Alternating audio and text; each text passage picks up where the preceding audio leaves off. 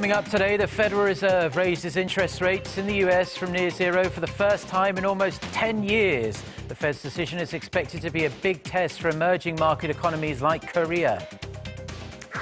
A North Korea expert says Kim Jong-un's recent hydrogen bomb statement is largely hot air, but suggests Pyongyang could have a single-stage thermonuclear weapon in under 5 years. First, more bad news for the main opposition New Politics Alliance for Democracy as 3 lawmakers close to the party's recently departed co-founder Ahn Cheolsoo announced that they too are quitting the party. Stay tuned for these stories and more.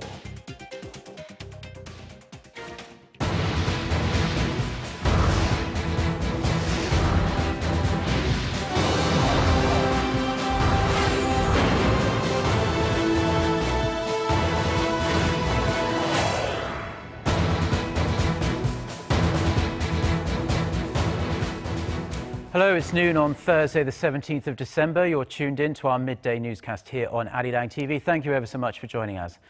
I'm Mark Broom. And we start with the news that the US Federal Reserve has increased the key interest rate for the first time since 2006. It's a momentous announcement, as the rate has been at unprecedented low levels since the global financial crisis. For more, we are joined by Shin Se-min in the studio. You've been with us since the early hours of this morning. Can you give us a rundown of everything that's happened? Yes, Mark, it was a decision that many had been anticipating for. After 7 years of rock-bottom rates, the U.S. Federal Reserve announced that it will increase its benchmark rate by 1/4 of a percentage point, bringing it to a range between 1/4 to 0.5%. Shortly after the announcement, Federal Chair Janet Yellen gave a press conference laying out the reasons behind the decision. Take a listen.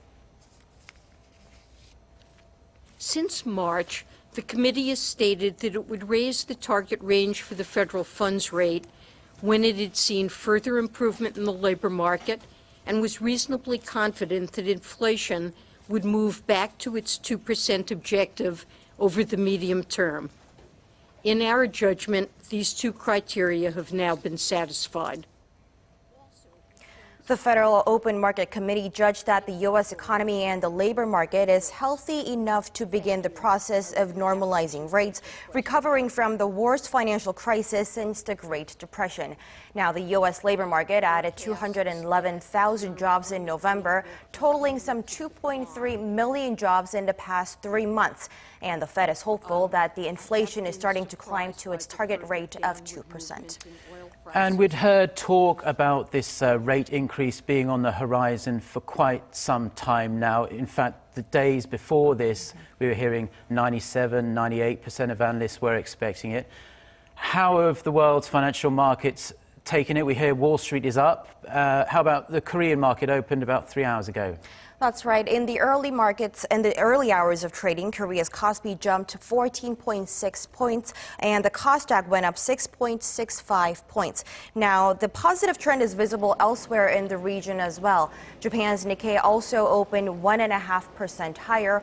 Australia's S&P is up 1.6% after an hour of trading, and New Zealand's benchmark is up 0.2% as well. Now, the upward trend did not, however, extended to the oil, where the supply glut has kept prices down again. Now on the Wall Street, the Dow Jones Index closed with a gain of 224 points, while the S&P 500 went up 1.45 and the Nasdaq 1.52%. Over in Europe, UK's FTSE 100 stayed strong, closing up 43 points, and Germany's DAX 30 rose 18.9 points.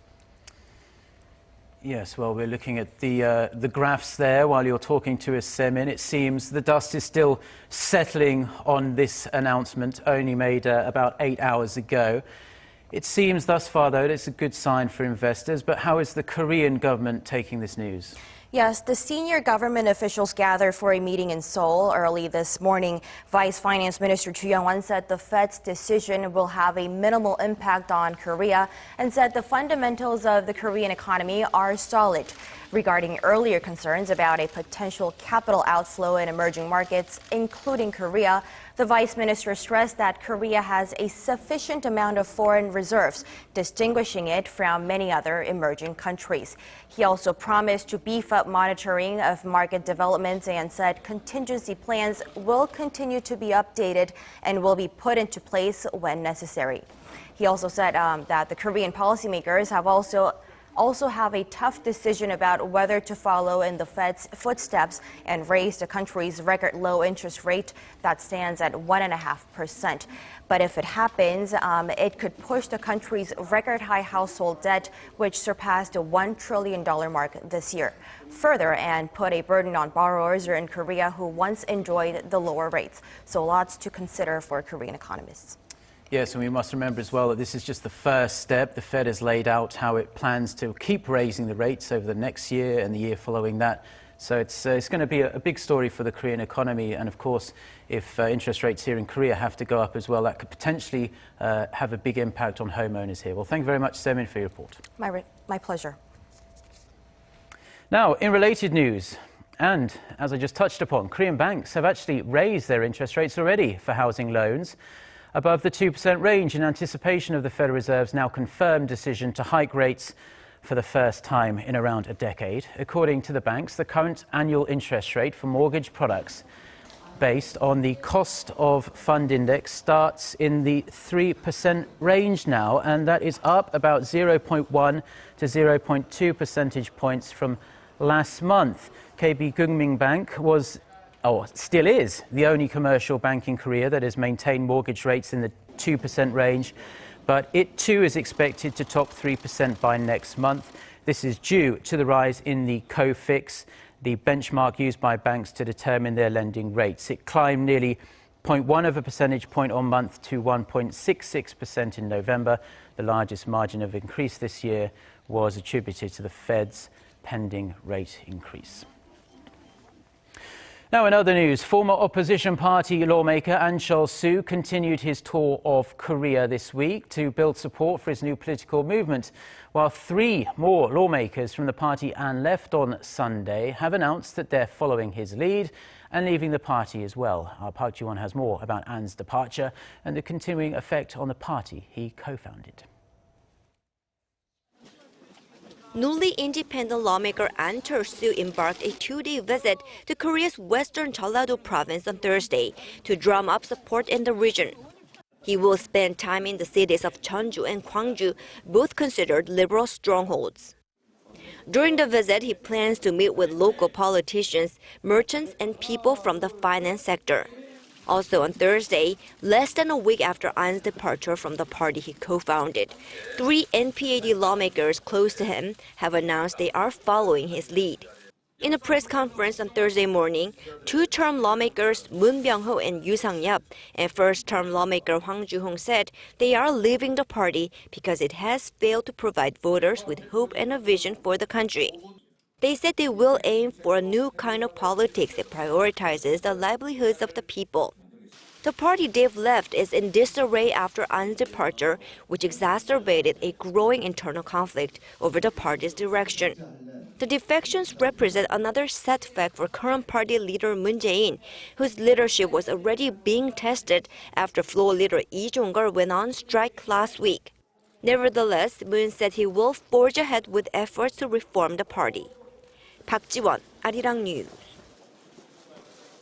Now, Korea has unveiled its TX trainer fighter jet designed specifically for sale to the U.S. Air Force.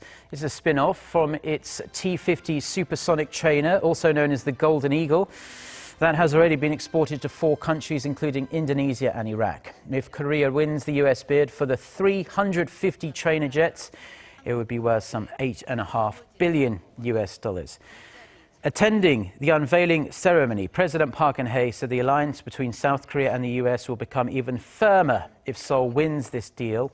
She added that the government is pledging its full support to the nation's aerospace sector, which creates added value and thousands of jobs. In its bid to replace its aging fleet, Washington is set to buy the new jets next year, with consortiums led by companies such as Boeing likely to compete with the TX aircraft.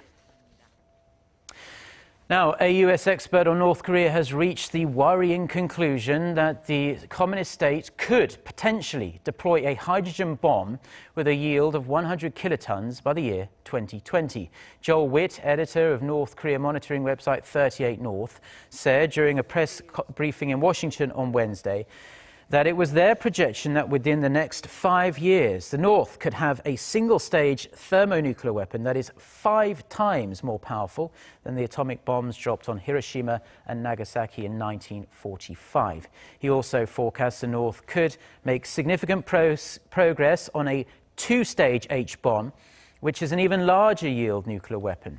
The assessment comes after Kim Jong-un recently claimed his country is in possession already of a hydrogen bomb. Now today, December 17th, marks the 4th anniversary of former North Korean leader Kim Jong-il's death. Kim Jong-un, who took power after his father died, has built a fierce reputation for being ruthless with his reshuffles. Our Connie Kim takes a look at how Pyongyang's power structure has changed over the last 4 years. These were the top 7 aides of late North Korean leader Kim Jong-il, who were all in the front row at his funeral. Fast forward 4 years, and the only ones that remain are Kim Ki-nam, head of North Korea's propaganda ministry, and Choi Tae-bok, the secretariat of the Workers' Party. The rest, they've either been removed from their positions or put to death. Kim Jong-un's reign of terror continues to this day. Former Defense Chief Ahn Cheolsoo was publicly executed in April, and Workers' Party Secretary Choi Ryong-hae has reportedly been sent to a rural collective camp for so-called re-education. More than 70% of senior officials in the party, military, and the government have reportedly been replaced during the young leader's relatively short reign. Stepping into the shoes of the deposed include Hwang Byung-seo, director of the General Political Bureau of the Korean People's Army, and Cho Young-won, deputy department director in the Workers' Party Central Committee. Hwang and Cho have risen to become key officials, assisting Kim Jong-un 81 and 41 times respectively this year. North Korea experts in Seoul say Kim Jong-un replaced most of his father's aides with those loyal to him to head off a possible attempt to overthrow him in the formative years of his leadership. Many watchers believe Kim will announce another reshuffle in the coming months to cement his grip on power with a close circle of relatively young officials in their 40s and 50s. Connie Kim, Arirang News. Now, Canada's Prime Minister has expressed tremendous concern for the Korean-Canadian pastor who was sentenced this week to life with hard labour in North Korea. Justin Trudeau on Wednesday demanded that Canadian officials be allowed to see Ahn Cheolsoo to check on his well-being, especially considering his fragile health. A spokesperson for Canada's Foreign Ministry condemned North Korea, saying denial of access was a serious diplomatic violation. Canada actually cut diplomatic ties with Pyongyang in 2010. Im has been held by North Korea since February and was sentenced to a lifetime of hard labour for crimes against the state on Wednesday. Now, if you're looking for a country to start a business, Forbes reckons Denmark is the place to be. The magazine has ranked the country #1 on its prestigious Best Countries for Business list for this year. South Korea did okay. It dropped 1 notch from last year to 33rd, but didn't really set the world alight. Son Jung-in has more. Forbes gauges the business friendliness of the world's biggest economies and releases the results every year. And this year, Denmark has ranked #1 once again. The list grades 11 different factors such as property rights, corruption, freedom, and investor protection, with each category equally weighted. Denmark scored high in all of the categories measured, but particularly well for personal and monetary freedom and low corruption, offering a transparent and efficient business climate. European countries, despite their sluggish economy, dominated the ranking, accounting for 2/3 of the top 25. New Zealand moved up 1 spot to #2, followed by Norway, Ireland, and Sweden to round out the top 5. The US-based magazine ranked South Korea as the 33rd best place to do business, down 1 spot from last year. The United States tumbled 4 spots to rank 22nd, scoring poorly on monetary freedom. The world's other biggest economies improved their overall standings. The UK and Japan both moved up 3 spots to number 10 and number 23 respectively. China rose to 94th.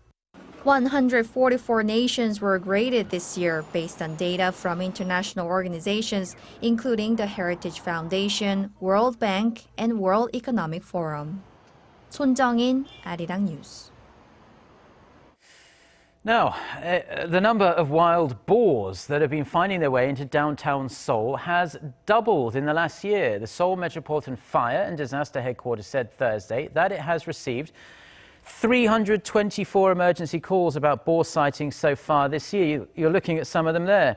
That's almost 30 sightings a month on average compared to 15 a month last year. Now, urbanization, which has affected habitats and food supply, has been cited as the main reason for this increase. The dangers concerning boars have been highlighted this week after a man in his 30s was killed by a pack of boars while hiking in Gangwon-do province on Tuesday. People have been warned that the animals are especially dangerous during the mating season, which runs from November to January, so right in the middle of it now. People who encounter a boar should not turn their back, but maintain eye contact and back away slowly.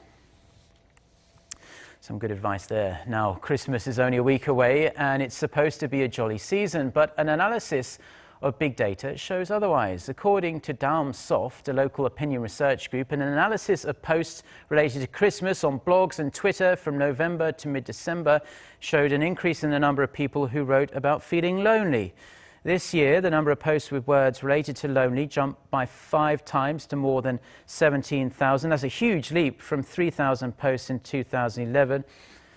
On the other hand, there were fewer mentions of the words joyful, happy and waiting than there were 5 years ago. The group said the trend is fueled by the economic slump, which leaves more people home alone on Christmas.